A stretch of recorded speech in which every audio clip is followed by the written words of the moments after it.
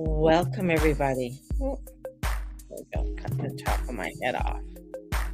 Let's see. Ooh, I know I didn't put eyebrows on today. Oh, but that is fine. I'm here right now. Welcome, welcome. Hello, hello, hello.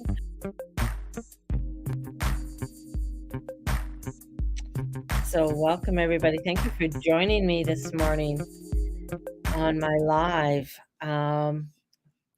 So, a few things, man. There's a few things I wanted to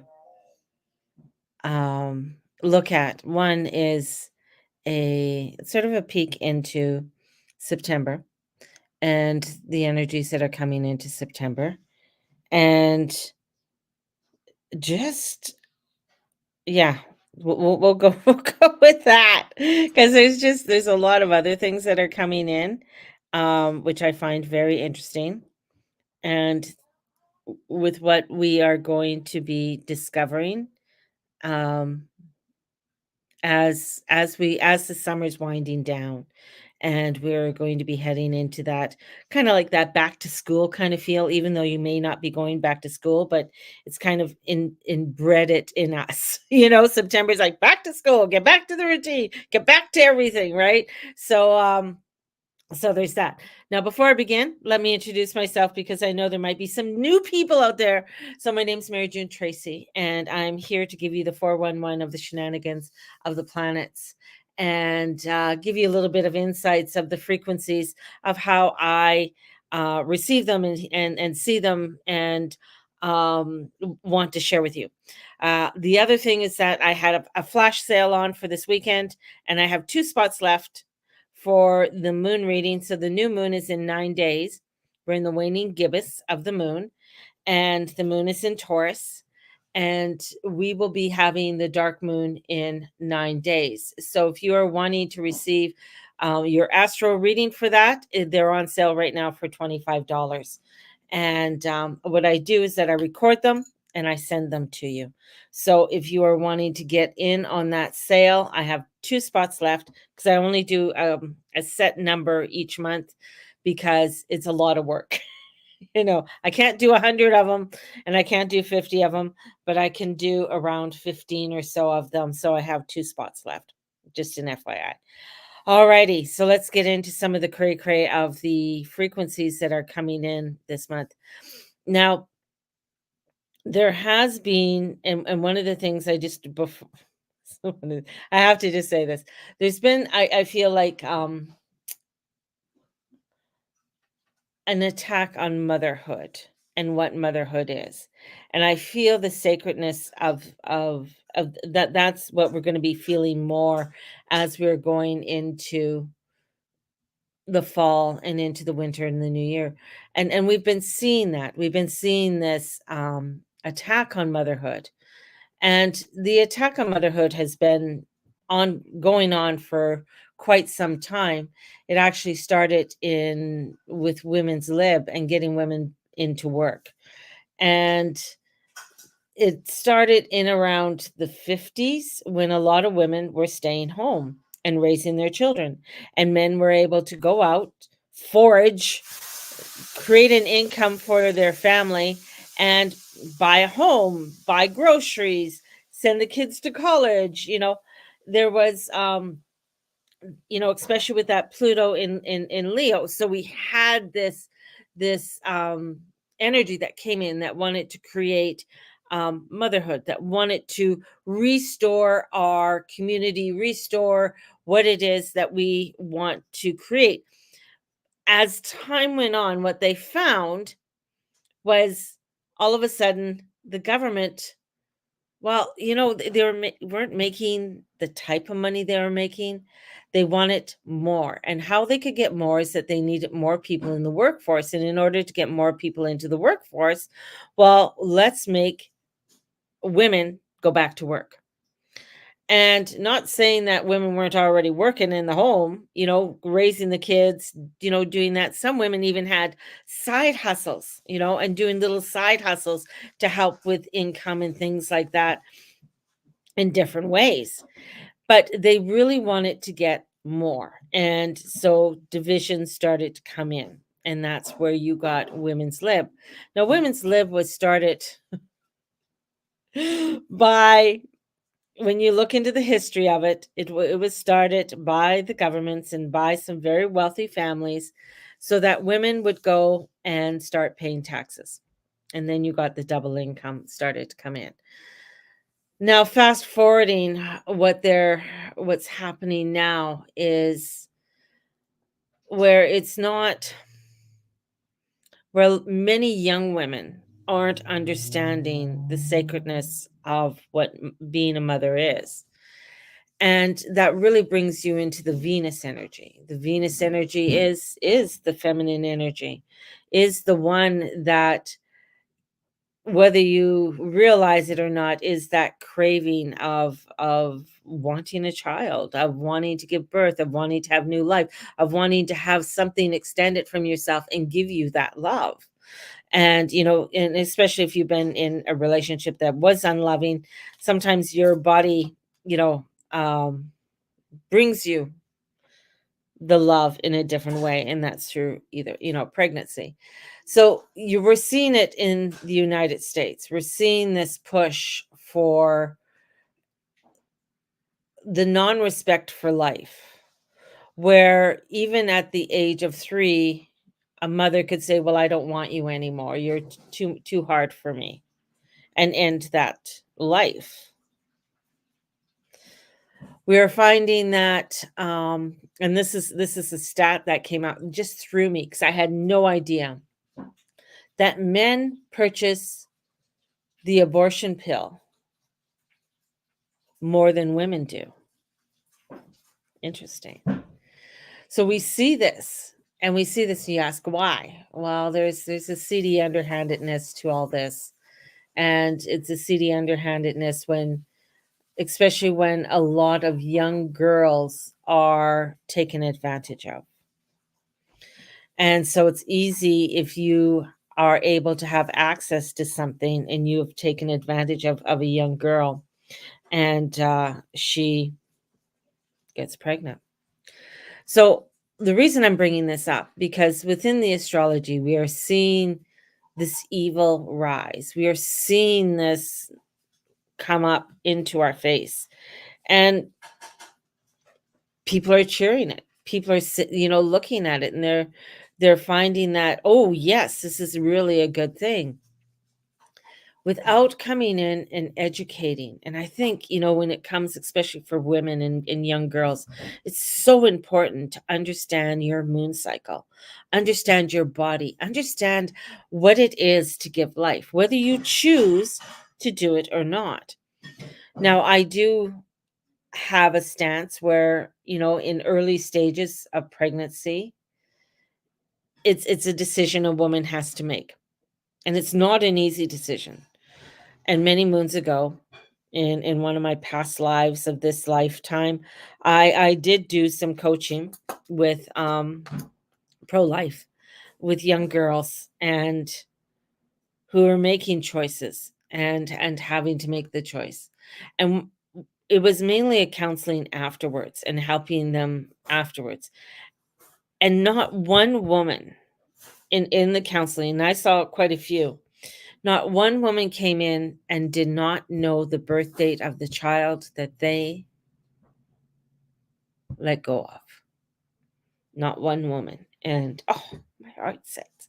Anyways, the reason I'm bringing this up is because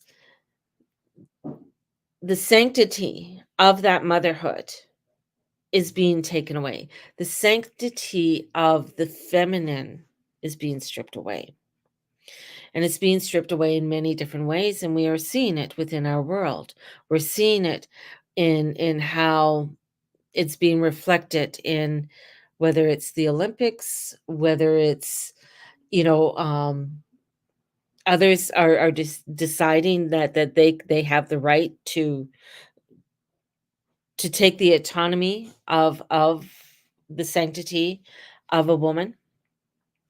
And this is where, part of my insight that I anyways, I came upon. Now, we know the future.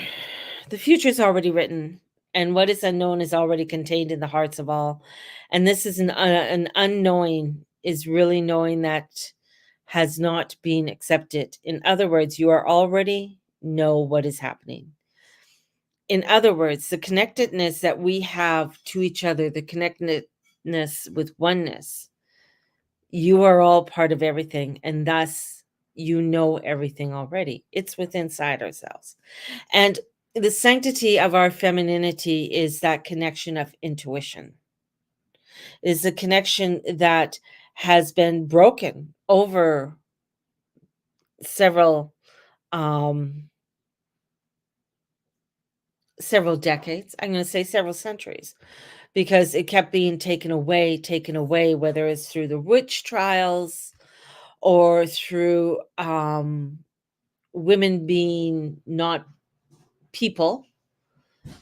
It's been taken away in many, many ways, and sort of given back, but then taken away again in different ways, because the power of the feminine, the power of the Venus energy is tremendous. It is courageous. It is unstoppable when you allow yourself to connect with it. And what is arriving is already set in a great wheel of time, and what is not linear or calendar time, but rather the great wheel and the great cycle of the seasons and the transformations. And this is not linear. Time does not correspond to a worldly clock or a calendar, although it does align with astrology and the grand patterns of the stars. The wheel of time spins, and now you are here. Yet another moment when it all falls away and the new is beginning. And that's the whole thing, is the old is falling away. And in this oldness, we're stepping into a marker of what we'll call the age of Aquarius. That is where we are stepping out into our power. Whatever you're afraid of, there is this power, the ruler in power, the political situations, the world events will not come into effect as you fear. This is because nothing can actually rule the soul is free. When we allow our fear to take over, when we allow those institutions, corporations, and parties that once maintained the illusion of control and law and commerce, these continue to crumble and dissolve. And we are going to be seeing, we are going to see this. And this is why I'm coming out to talk about it today, because as September comes, that fear is going to heighten. That animosity, that, oh my God, is going to heighten. And this is where we are going to be seeing things worsening. Now, this is a time what is happening in the world events is different. No one is coming to the party. No one is interested in the propaganda so carefully planned and promoted. No one, by this we mean you, are all conscious, and even those who are just starting to awaken. All of you, you see the lies, the sleight of hand. We are seeing this right in real time. We're seeing how it looks like, oh, look at all these mass people following and clapping. And then when you look at it, it's like, it's not real. We say life goes on in new ways, not the way that it is depicted in the news cycle and social media, but the way that life is actually experienced by each other and each of you. And most of you no longer believe that you were told, or what you are being told now for the first time in many generations. You are believing yourself. You are trusting your directions and experienced, again, a marker of change. This, as Pluto goes back into Capricorn in less than a week, is showing us that this is a time of huge change and disruption. And it's going to bring up a lot of things that we've already seen or we have gone through. And this is where we have to come into our knowingness, our connection with our God, our divine, however you define that for you. Those who will have the most difficulty are those who hold firmly to identity and the illusions. By this, we mean the polarized beliefs, the slotting into right or wrong. There is no right or wrong. There are many ways to live. And when you attach firmly to any belief system, you'll find they crumble right in front of your eyes, and you're grasping for what to hold on to. And we say, let it all go. But even the beliefs you hold most, let those go too. If you cannot and will not let go, this will be taken from you quickly as tornadoes. As I've taught in my Journey Club, everything is an illusion. Nothing is real. Nothing is real. Everything's an illusion. That is, and then saying that you're 100% responsible for your own reality gets people so angry and so mad. But when you are able to step into that and you are able to step into and say, yeah, I am, that gives you a way of choosing something different. It gives you a way of looking at the world with fresh eyes. And not everything new is useful. Not everything new is useful, right? The ancient ones knew so much more than we do now. They believed in the cycles. They believed, they understand the ebb and the flow of the change. And they knew, and it's been totally dismissed, that the power of the universe is within you. So the power of God is within you. You are gods. You are creators. And that is a concept that even for me, okay, because we can see the craziness that happens in our lives, and we're just like, how did I create this? How did this happen? Like, I didn't ask for this, And yes, there's outside circumstances that we do not have control over, but what we do have control over is our thoughts. We do have control in how we go towards it. We have a polarity that is coming in that is trying desperately to divide us. And it's throwing in such darkness to divide us, throwing it in left, right, and center. And it's happening on either side. So this is when you start to choose the sides. You start to divide.